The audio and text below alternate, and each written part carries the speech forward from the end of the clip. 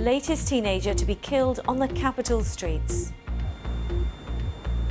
I'm in the city testing the temperature as 4,000 jobs go in just one day. Will this crisis continue to spread? Plus, getting in on the act, the Hackney comedian preparing to go global. We go ahead and turn the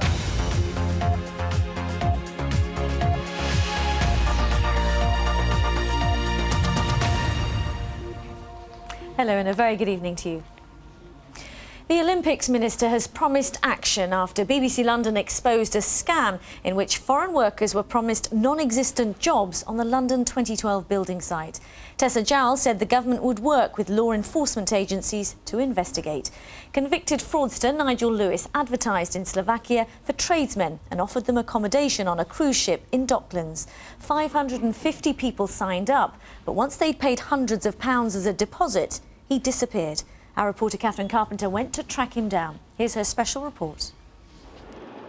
It's a monumental task. Turning London's Olympic ambitions into bricks and mortar is one of the largest construction projects in Europe, expected to involve around 9,000 workers. Marek Mature and his friend Miroslav thought they'd be among them. They couldn't believe their luck when they signed up for work on the Olympic site with a job agency in Slovakia. It could be very interesting after a while to see, like in 2012, to see how, like, I was a part of it, you know, to show it maybe to my kids later on. And that was a very good thing to do, I thought. Lured by the prospect of up to 5 years' work, earning 4 times what he could in Slovakia, Marek paid nearly £1,000 in agency fees and deposits. £600 of that went directly to a London-based company called UK Cruise Line Limited to reserve luxury accommodation. We were meant to live on a ship, which will be parked, I think, on the east side of the London, on the River Thames, and everybody was supposed to get a room with a bathroom and everything, all of the utilities. But this riverbank in Gravesend is the closest Marek's going to get to a cruise liner. The promised work on the Olympics never materialised. UK Cruise Line Limited's offices were suddenly empty, and the company's elusive owner, Nigel Lewis, disappeared.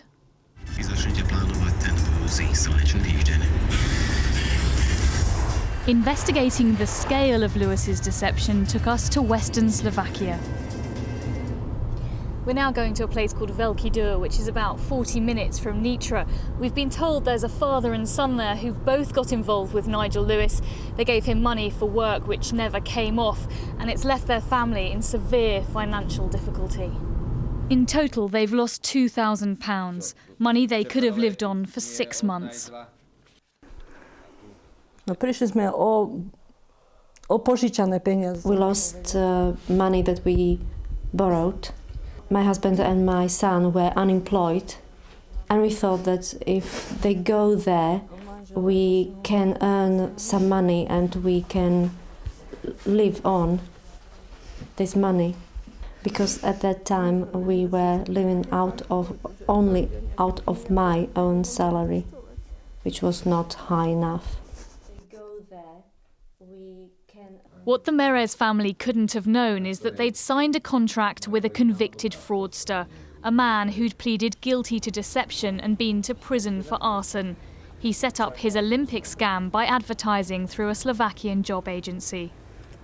The owner of the agency has agreed to talk to us, but she doesn't want to meet in her hometown or near her old offices for fear of reprisals. So she sent us a text message asking us to drive to a place called Sturovo on the Hungarian border.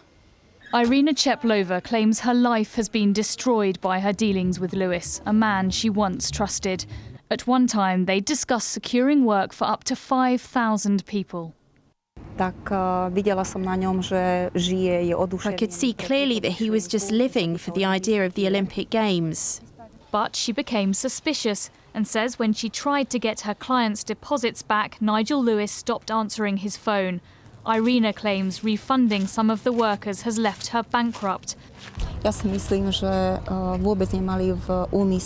think they had no intention to provide any work at all, and the plan from the very beginning was just to get the money. Back here in London, there's evidence that Nigel Lewis never intended to honour his contract with the Slovakian workers. In it, they were told to report to a ship called the UK Queen, here at King George V docks. But the manager here says that's a total mystery. He's never heard of Nigel Lewis or the UK Queen. In fact, a cruise ship hasn't been allowed to moor here for 26 years. So where is Nigel Lewis and what's he done with the £330,000 he made from this scam? The Slovakian police are trying to track him down. Receivers are also on the hunt after UK Cruise Line Limited went bust in January. But so far no one's been able to find him, except BBC London. In the end, it was yet another boat that led us to him. He'd put this old tug up for sale for £50,000 on the River Dart in Devon. We found Lewis himself working nearby at a hotel in Dartmouth. Mr. Lewis, my name's Catherine Carpenter, I work for BBC London News. I'd like to talk to you about your Olympic scam. Olympic scam? He agreed to answer all our questions, and there were lots of them. What about this promise of work on the Olympic Village? That never existed, did it? No, what we was doing was putting them through with the jobs, you see, job agencies. That's not what the employment contract says. You will be paid for 12 months working over a 12-month period as a new member of UK Cruise Line Limited staff. That's not saying not saying it's just accommodation. That's saying you're employing them. That definitely was changed. And what of the Slovakians' life savings and the cruise ship supposed to be moored in London? Some of the money did come through, about 200 of them, which is, as you said, about 300,000, right? But there wasn't insufficient for the cruise ship. So to do something. But you said you already owned a cruise ship. Well, we had the offer of the cruise ship. It was ours. We checked with the company concerned, who said that wasn't true. So as for scamming, it was set up in good intentions. This thing, it just went out of control. And I'm sorry for all the people, but. The receiver, I'll give him all. He's got he'll have everything, and. You know, the Slovakian police are also looking for you. No, I don't. No, I don't. They are. They see this as quite a large-scale fraud. Well, there's no fraud. There's no fraud intended at all. Those responsible for protecting the Olympic brand aren't convinced. Olympics Minister Tessa Jowell has thanked BBC London for highlighting this case and says she's extremely concerned. She told us the government will work closely with law enforcement agencies to investigate and take action in response to any crime that's occurred. We're passing on our evidence to the police here and in Slovakia. Catherine Carpenter, BBC London News. Well, Adrian Warner, our Olympics correspondent, joins me. We heard what the Olympics minister there had to say.